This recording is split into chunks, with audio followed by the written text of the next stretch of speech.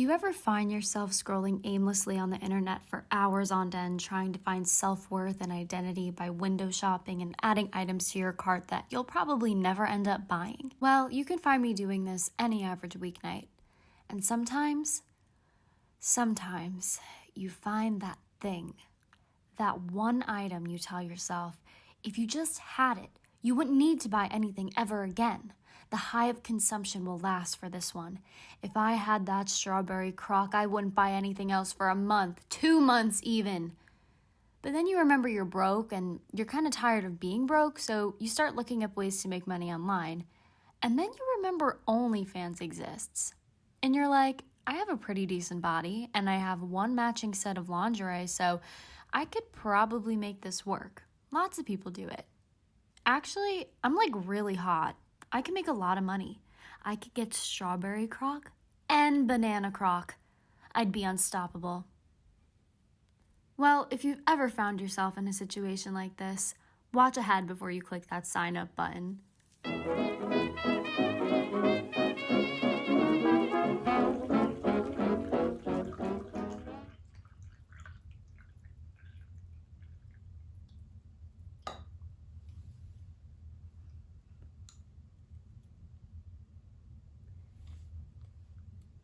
I warmed this water up in my Keurig. Ladies, gentlemen, everyone, we need to have a chat. So I'm a little bit conflicted because I am a feminist and I absolutely support the decriminalization of sex work, and I don't think women should be shamed for their sexuality. But on the other hand, we shouldn't glamorize sex work or trick women into believing that online sex work like camming or making OnlyFans accounts are viable side hustles. I want to make it really clear that I'm not making this video to shame women who engage in sex work or have OnlyFans accounts.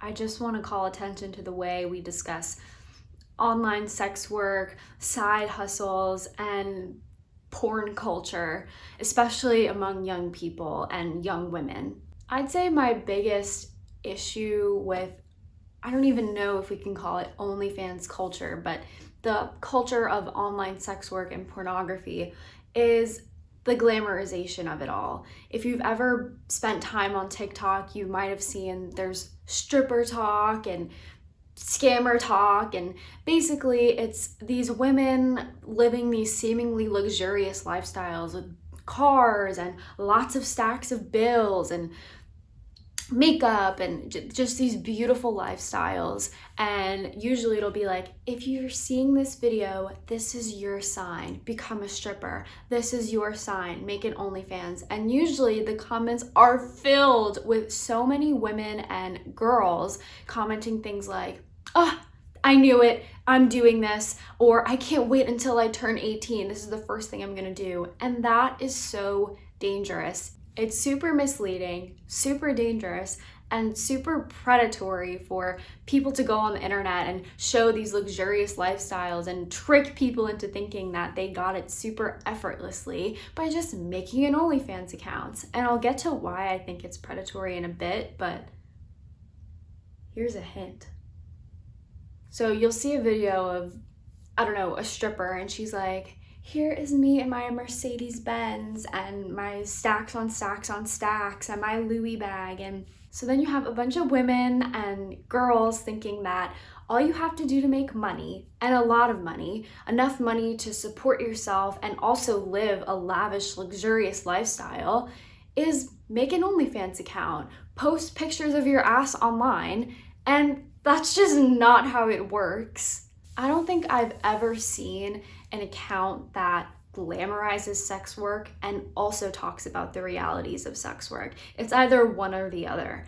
And when I say realities, I mean the physical, mental, emotional toll that sex work has on women. I think there's plenty of useful accounts out there on TikTok, YouTube, Instagram, where women talk about their real experiences as sex workers, but do so in a way that's realistic, that shows the ups and the downs. So yeah, that's probably my biggest issue, the glamorization and promotion of sex work. And I'm talking about sex work as a whole because I've seen it all. I've seen TikToks promoting girls to be strippers, to be escorts, to make OnlyFans accounts, to go on seekingarrangements.com.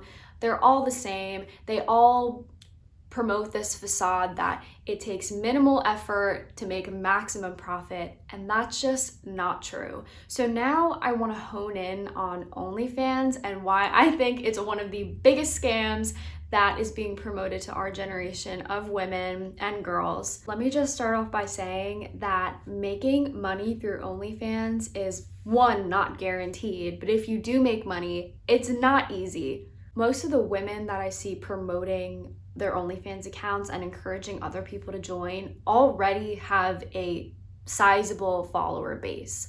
So if you are a girl on Instagram who has 500, 800 followers, you are not going to get the same outcome as a girl who has 30,000 or 100,000 or 1,000,000. Maybe that guy you gave your Instagram to at that party 3 years ago and your middle school crush might like subscribe for a month.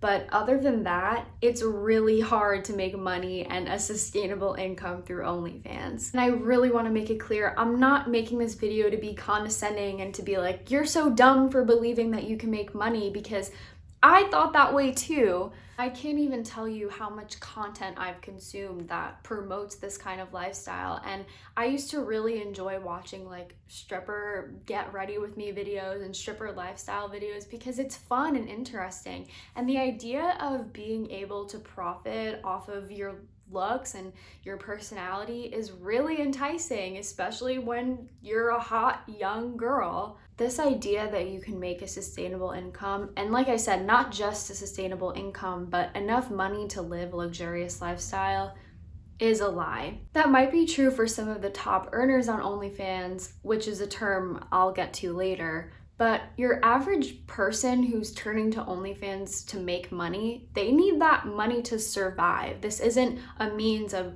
a get-rich-quick scheme, which it is a scheme. It's not gonna happen. The other side of OnlyFans and sex work in general that I feel can't be ignored is the two different associations that we have with sex work that are associated with different kinds of women. So on the one hand, you have the fun, high-end escort side of things where pretty women get gifts and luxurious vacations from rich old men who keep them around his company. And then on the other hand, you have the scamming, dirty, sleazy sex work. And usually the latter is associated with women of color, whereas the former is associated with white women, even though they're all sex work. Obviously, no matter what kind of woman you are, if you engage in sex work, men and other women are gonna call you a hoe. But usually the glamorous side of sex work is associated with white women and whiteness. Hey, it's editing me here. The point I was trying to make in this part of the video is that while all sex work is stigmatized, it's usually sex workers of color that are particularly demonized, even if they engage in the same kind of sex work as white women do. So I'm not saying that there are like two different areas of sex work and one is good and one is bad and one is glamorous and fun and the other is dirty and sleazy. Those are just like cultural understandings of different kinds of sex work, and usually the negative kind of sex work is associated with women of color. If that makes sense. All right, back to the video. Another factor that I don't think gets talked about enough are the consumers of OnlyFans, this assumed male audience that is always ready with their wallets in hand to pay for whatever content a hot girl produces. And I think this has a lot to do with the porn industry in general, but who are these men, these assumed men? Obviously, women consume porn too, but usually when I see the promotion of OnlyFans or any sort of online sex work, it's like, it is so easy. There are so many horny men who have their credit cards ready, just ready to buy pictures of your feet and pictures of your ass and a minute of your time.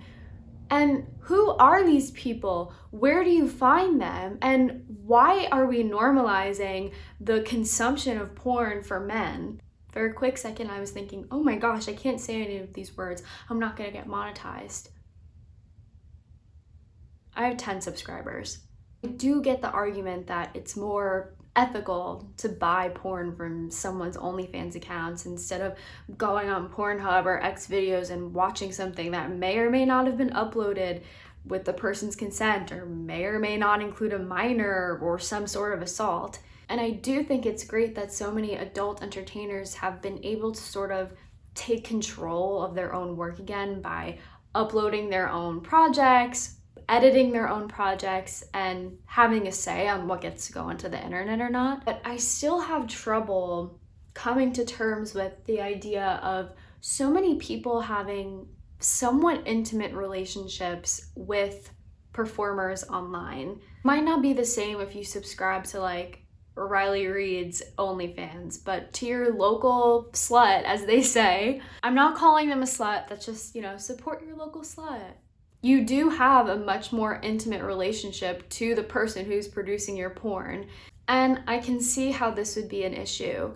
Back when OnlyFans was getting really popular around the start of the pandemic, I remember seeing a lot of TikToks of girls saying, ladies, don't let a man tell you what to do. If your boyfriend won't let you start an OnlyFans, break up with him or start one behind his back. And yeah, don't let a man or anyone tell you what to do. But if you're in a healthy relationship and your partner expresses discomfort with you selling pictures of your naked body online, then you should respect that. It's not a matter of like being insecure in your own relationships, just some people aren't comfortable with that. The same way I wouldn't be comfortable if I found out my boyfriend was subscribing to another girl's OnlyFans.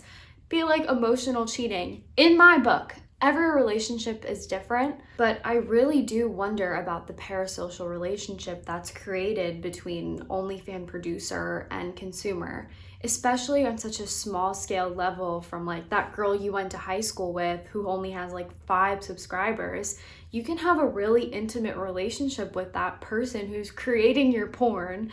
I worry about the producer of the content, if they're safe, if they are interacting with people that they know in real life, and also for the consumer, because porn addiction is real, and the more that we normalize and glamorize pornography and our day-to-day media, like talking about OnlyFans and songs and seeing a million TikToks about why you should make your own OnlyFans, the problem's just gonna get worse. Okay, this is the part I'm most excited to talk about.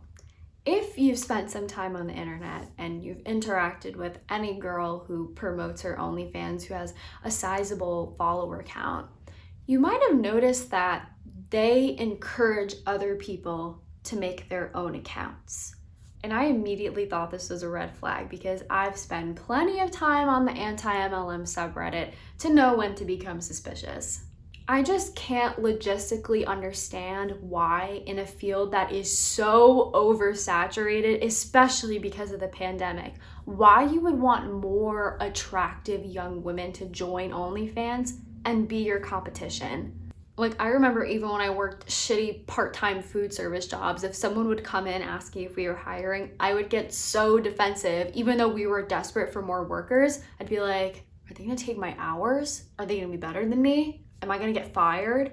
So I just cannot understand why you would be wanting more people to join your field. That I said is so oversaturated. There are so many accounts made.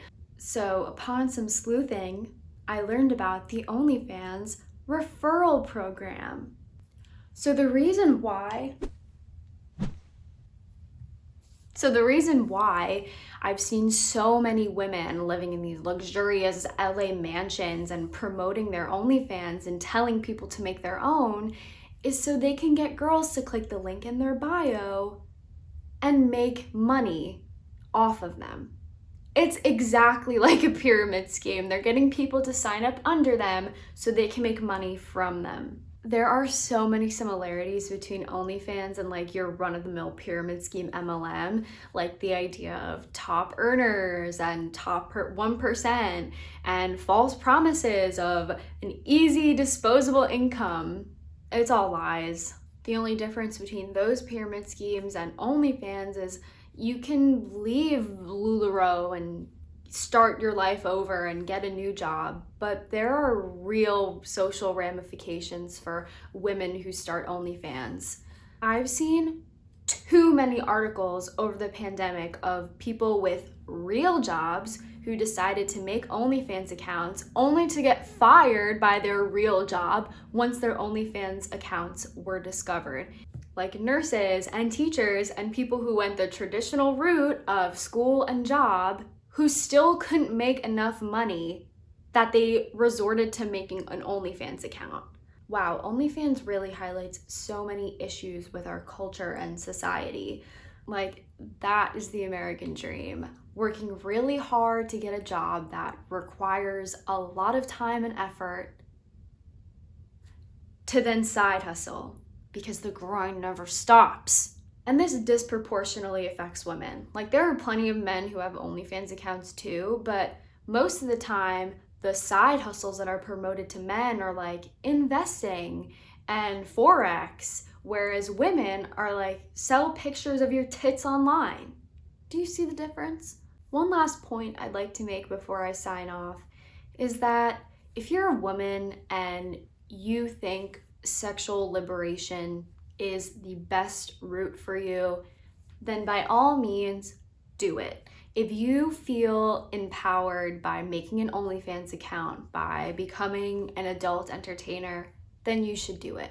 However, the personal liberation of one woman does not equal the empowerment of all women.